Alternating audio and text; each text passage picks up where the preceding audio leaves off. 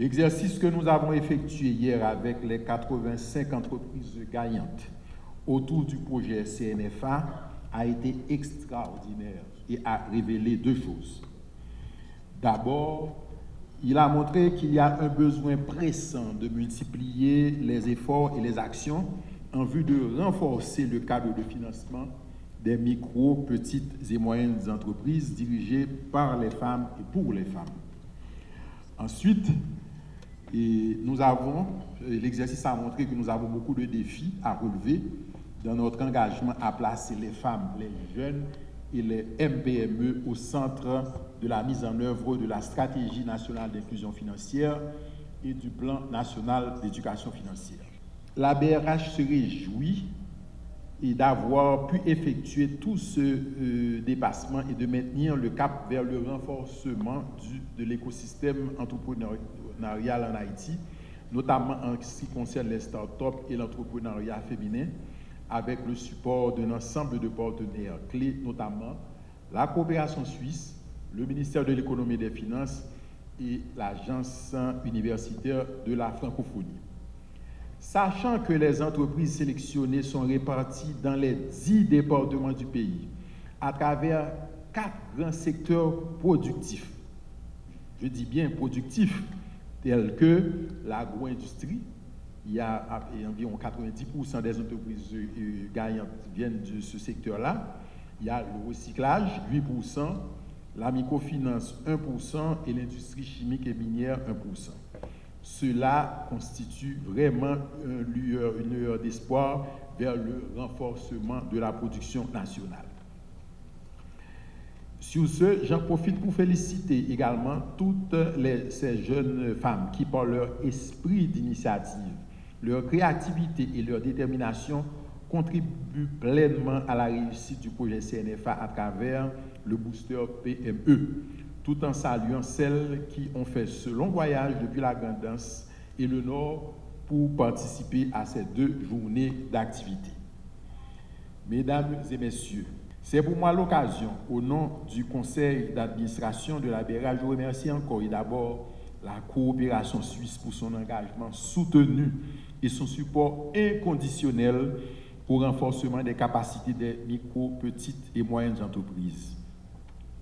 Et son support également à la création d'emplois et à la promotion de la croissance à travers la mise en œuvre du projet CNFA qui a aujourd'hui à son compte environ 180 entreprises dont plus de la moitié sont dirigées par des femmes. Le ministère a été créé dans l'année 2015, direction innovation, une thématique qui retrouve nous dans l'initiative Booster PME. Direction innovation qui pour travailler sur quelques pratiques qui pour adresser préoccupations sociales et environnementales que nous sommes à parler là. Et pour question 4 d'égal là, le ministère a préparé avant projet de loi qui pourra chita sous statut exploitant agricole. Le document ça a déposé dans le primature l'année 2015. Et nous comprenons avec tout bouleversement politique qui vient, qui malheureusement qui pas arrivé à voter.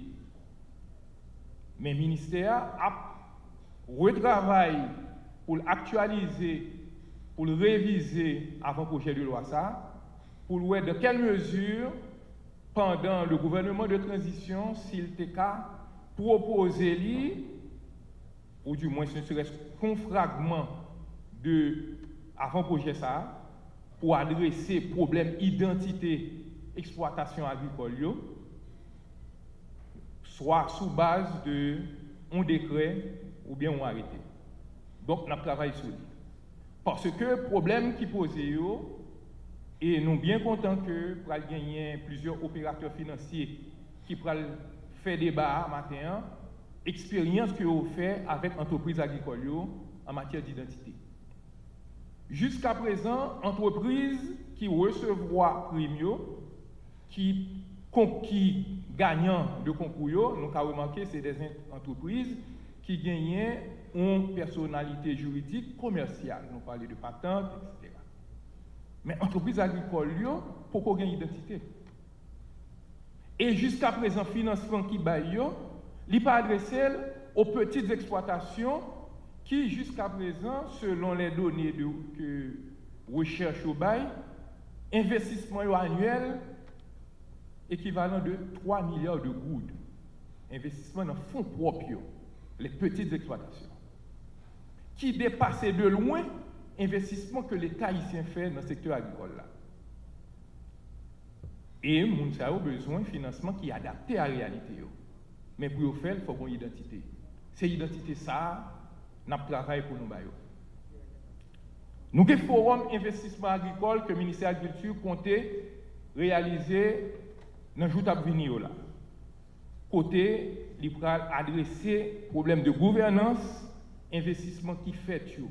Donc, puis l'investissement qui fait, qui est supporté par la coopération internationale, même si par investissement, le trésor public est très faible, mais ça permet que au moins nous présents, je ne pas dire pour nous bailler service, mais nous présents.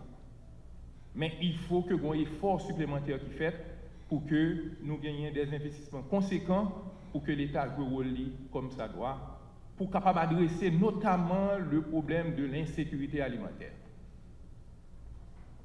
Le ministère a créé le comité technique de liaison avec la BRH qui pour adresser un ensemble de problématiques liées à financement agricole là, mais c'est juste pour continuer la réflexion qu'a faite autour de la circulaire 113 que nous estimons que c'est un instrument important dans le paysage financement agricole. Et le ministère a continué à faire réflexion sur sa assurance agricole. Et déjà, il y a un débat qui a fait et nous avons eu l'occasion de discuter avec BRH sur ça pour mettre en place un mécanisme de financement d'assurance agricole universelle. Pour qui ça,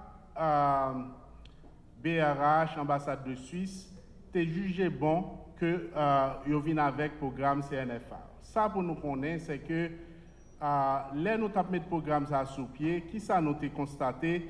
Nous avons constaté que depuis un certain temps dans le pays, dans l'économie, qui ça nous a nous voyons que la production nationale, c'est-à-dire la production agricole dans le pays, a diminué. En plus de ça, nous voyons que la population a augmenté. Et l'autre bagaille encore qui te vient, c'est-à-dire porter nos vignes dans le programme, c'est qu'en même temps que la population a augmenté, c'est que il y a pile de monde qui était en province qui t'a cherché à venir à Port-au-Prince ou bien dans les villes. Bon, ce n'est pas le cas maintenant, mais en fait, là, nous avons mis le programme ça en place, c'est ça qui te gagne. Maintenant, ça fait, ça vient entraîner que vient une demande accrue en termes de produits importés. Donc, tout le monde a demandé produits importés. Donc, ça ce n'est pas une bonne chose en fait pour nous dans l'économie. Donc, l'autre bagaille que nous avons constaté, nous constatons que toute bagaille ça, augmentation de population, exode vers les villes, de provinces dans les villes. Donc, toute bagaille ça, qui ça a fait, ils viennent entraîner, ça a une dégradation des conditions de vie de la population. Et ça, pour nous qu'aimer en tête, c'est que même là que secteur agricole, production dans le secteur agricole là est en baisse, il faut que nous qu'aimer en tête, c'est que secteur ça, c'est un secteur qui est très important pour nous. Parce que, en termes de contribution secteur agricole là dans le produit intérieur brut, ça nous relève dans la production nationale, nous. Donc, c'est le deuxième contributeur dans le produit national, nous. Donc, c'est peut-être ça.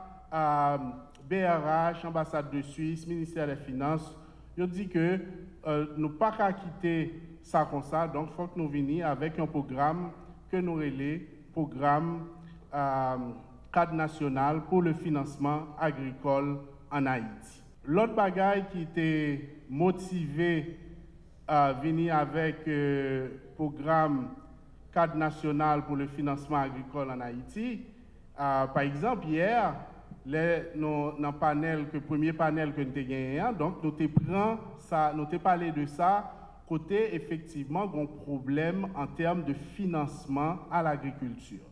Qui s'est passé, c'est que sous chaque 100 000 gouttes de crédit qui est accordé dans l'économie, seulement 1000 gouttes, si je peux m'exprimer ainsi, soit 1% dédié à secteur agricole. Donc, nous voyons que institutions financières, banques, yo pas intéressé à ce secteur ça. Donc faut que nous comprenions banque tout parce que pas oublier que comme qui dans main banque c'est pas comme pas yo. Donc c'est l'argent des déposants. Donc par conséquent, yo pas voulu aller dans des investissements qui risqués. Pas oublier que le secteur agricole là son secteur qui est très risqué et c'est ça qui expliquait pour qui ça, nous-mêmes, nous avons cherché venir avec un cadre national pour le financement agricole. C'est-à-dire, qui ça n'a cherché faire à travers le cadre national pour le financement agricole, c'est exactement ça. Nous avons regardé comment nous sommes capables d'arriver à diminuer le risque dans le secteur agricole là, pour que les institutions financières soient capables de crédit.